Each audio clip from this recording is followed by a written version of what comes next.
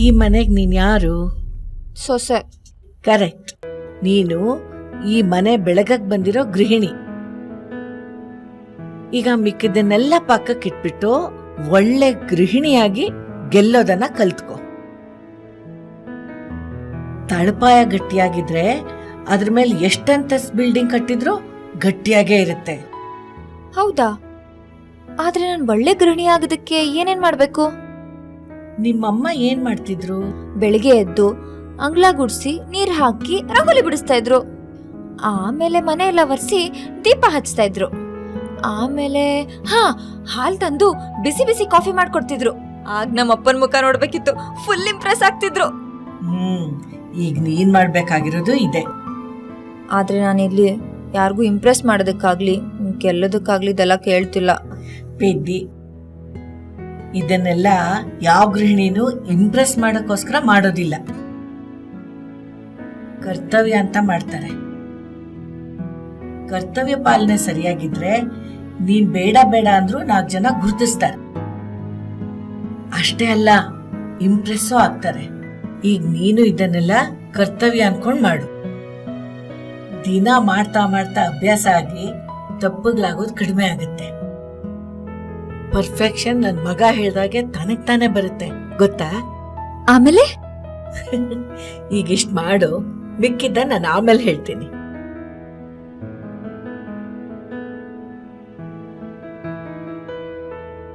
ನೋಡ್ತಾ ಇರಿ ಅಜ್ಜಿ, ಈ ಲೀಲಾ ಅಂದ್ರೆ ಟೈಮು, ಟೈಮು ಅಂದ್ರೆ ಲೀಲಾ. ನಾಳೆಗೆ ಎಲ್ಲ ಇವತ್ತಿಂದಾನೇ ಪ್ರಿಪ್ರೇಷನ್ ಮಾಡ್ಕೋತೀನಿ.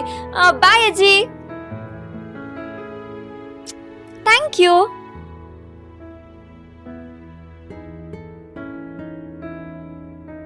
ಮಾಡೋ ಕೆಲ್ಸನ ಮನ್ಸಿಟ್ ಮಾಡಿದ್ರೆ ಮಹಾದೇವನೂ ಅಸ್ತು ಅಂತಾನಂತೆ. ಈ ಹುಡುಗಿಗೆ ಅಸ್ತುನಪ್ಪ.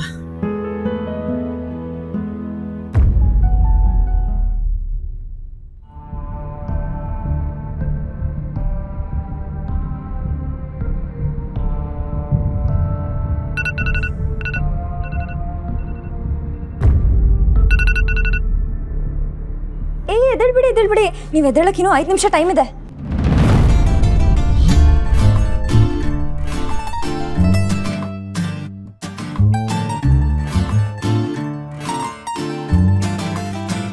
ಯಾಕಂಗ್ ಮುಖ ಮುಚ್ಕೊಂಡಿದ್ಯಾ? ಬೆಳಿಗ್ಗೆ ಎದ್ದ ತಕ್ಷಣ ದೇವ್ರ ಮುಖನೇ ನೋಡ್ಬೇಕು. ನೀವ್ ನನ್ ಮುಖ ನೋಡಿ ನಿಮ್ ಪಿತ್ತ ನೆತ್ತಿಗೇರಿ ನಿನ್ನಿಂದಾನೆ ನನ್ನ ದಿನ ಎಲ್ಲ ಹಾಳಾಯ್ತು ಅಂತ ಹೇಳಿ ನೀವ್ ನನಗೆ ಬೈದು ನನಗೆ ಪನಿಷ್ಮೆಂಟ್ ಕೊಟ್ಟು ಇಷ್ಟೆಲ್ಲ ಬೇಕಾ? ಅದಕ್ಕೆ ಫಸ್ಟ್ ದೇವ್ರ ಮುಖನೇ ನೋಡಿ. ತೆಗಿ ನನ್ನ ಮೊದಲು.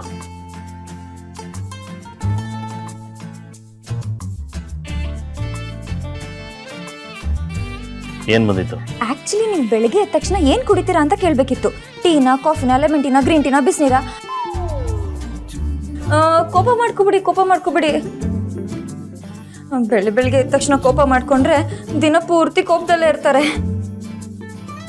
ನೀವು ಆಮೇಲೆ ಹೇಳಿ, ನಾನು ನಾಳೆಯಿಂದ ಮಾಡ್ಕೊಡ್ತೀನಿ. ಇನ್ನು 3 ನಿಮಿಷ ಟೈಮ್ ಇದೆ, ಆರಾಮಾಗಿ ಮಲ್ಕೊಳ್ಳಿ.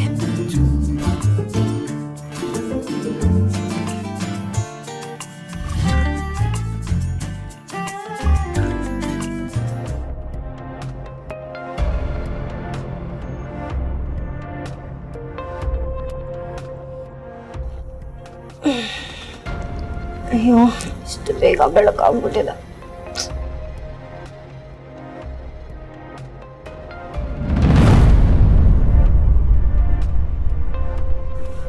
ಇದೇನಿದು, ಬೆಳಗ್ಗೆ ಸುಪ್ರಭಾತ ಹಾಕ್ಬಿಟ್ಟಿದ್ದಾರೆ ಯಾರೋ.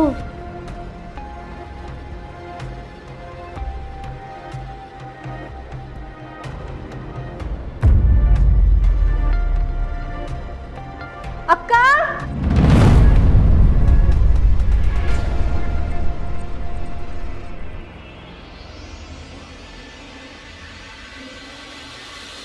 ಏನಕ್ಕ ಇದು?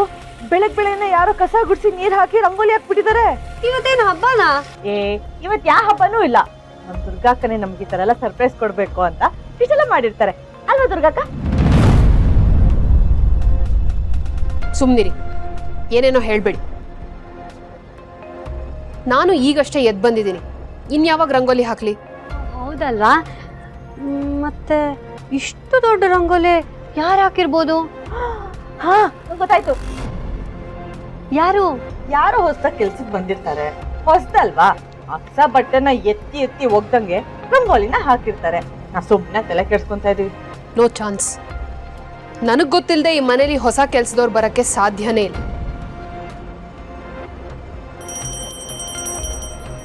ಅಕ್ಕ, ಗಂಟೆ ಸೌಂಡ್ ಕೇಳಿಸ್ತದೆ.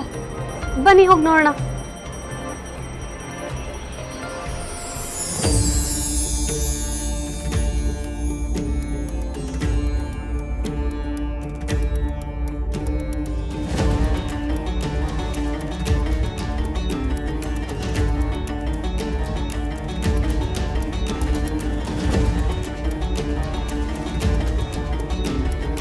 ಇದೇನಕ್ಕ ಇದು?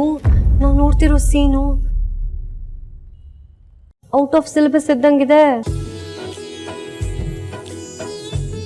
ತತ್ಪುರುಷಾಯ ವಿದ್ಮಹೆ ಮಹಾದೇವಾಯ ಧೀಮಹಿ ತನ್ನೋ ರುದ್ರ ಪ್ರಚೋದಯಾತ್. ಪ್ರಳಯ ಆಗಕ್ ಮುಂಚೆ ಅದ್ಭುತಗಳು ನಡೆಯುತ್ತೆ ಅಂತ ಕೇಳಿದ್ದೆ, ಅದಿದೆನಾ?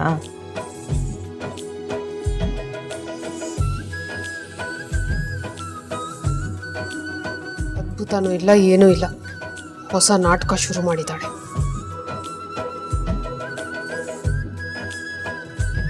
ಮಂಗಳಾರತಿ ತಗೊಳ್ಳಿ.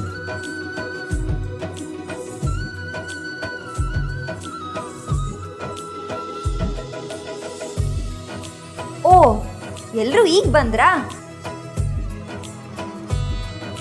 ಬನ್ನಿ ಬನ್ನಿ, ಆರತಿ ತಗೊಳ್ಳಿ. ಅವ್ರಿಗೆ ಕೊಡಬೇಡಮ್ಮ. ಯಾಕಜ್ಜಿ? ನೀವೊಂದು ಸ್ನಾನ ಮಾಡಿಲ್ಲ, ಮಡಿ ಇಲ್ಲ, ಹಾಸಿಗೆಯಿಂದ ಸೀದಾ ಎದ್ದು ಬಂದಿದ್ದೀರಾ. ನಿಮಗೆ ಹೇಗಮ್ಮ ಆರತಿ ಕೊಡೋದು? ಹೌದು, ಯಾಕೆ ಲೇಟು? ಇನ್ಮೇಲಿಂದ ಬೆಳಿಗ್ಗೆ 7 ಗಂಟೆಗೆ ಎದ್ದು ಸ್ನಾನ ಮುಗಿಸಿ ಮಂಗಳಾರತಿ ಆಗೋ ಟೈಮಲ್ಲಿ ಎಲ್ಲರೂ ಇಲ್ಲಿರ್ಬೇಕು. ಪ್ರತಿದಿನ 7 ಗಂಟೆಗೆ ಮಹಾಮಂಗಳಾರತಿ ಆಗುತ್ತೆ. ಎಲ್ಲರೂ ಅಷ್ಟರಲ್ಲಿ ಇಲ್ಲಿರ್ಬೇಕು. ರಾತ್ರಿ ಲೇಟ್ ಆಯ್ತು, ಪಾರ್ಟಿಗೆ ಹೋಗಿದ್ದೆ, ಕ್ಲಬ್ಗೆ ಹೋಗಿದ್ದೆ ಅಂತೆಲ್ಲ ಕಾರಣ ಕೊಡಂಗಿಲ್ಲ. ಅರ್ಥ ಆಯ್ತಾ?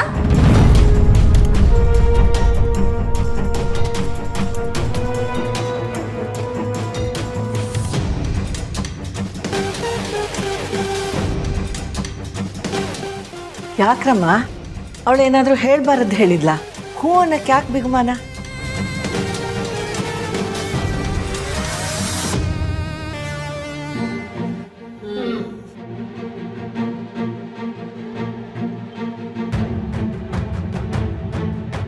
ಇವ್ರು ಹೂ ಅಂದಿದ್ದು ಹಲ್ಲಿ ಲೊಚ್ಕೊಡೋದ್ಕಿಂತ ಚಿಕ್ಕದಾಗಿತ್ತು. ಏನು ಗ್ಯಾರಂಟಿ ಹಿಟ್ಲರ್ ಕಲ್ಯಾಣ